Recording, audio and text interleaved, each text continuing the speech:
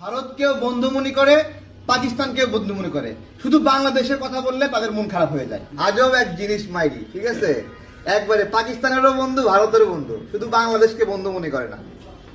এরকম দল আছে নাকি? এইটা হলো জামাতে ইসলাম।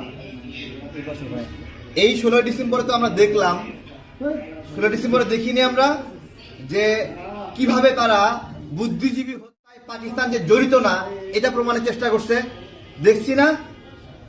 তার মানে এরা হলো পাকিস্তানের বন্ধু। তো আবার দেখতেছি জামাত বলতেছে জামাত কখনো ভারত বিরোধী ছিল না, ভারতকে অহেতুক কষ্ট দিতে চায় না, ভারতের সঙ্গে বন্ধুত্ব চাই।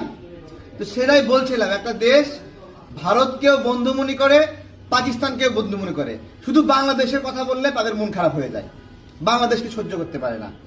এবং তারা বলে যে বাংলাদেশের স্বাধীনতা শত্রুতামূলক স্বাধীনতা, এগুলো বলে। তো ভারতকে বন্ধু হিসেবে চান আপনারা, ভারতের সঙ্গে বিরোধিতা ছিল না, খুব ভালো কথা।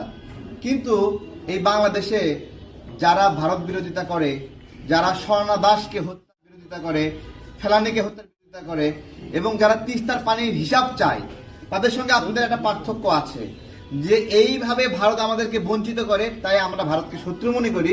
কিন্তু এত বঞ্চিত হওয়ার পরেও জামাত ভারতকে শত্রু মনে করে না, ভারতের সঙ্গে বন্ধুত্ব চায় এবং ভারতকে কষ্ট দিতে চায় না। এটাই আমি জানলাম আর কি।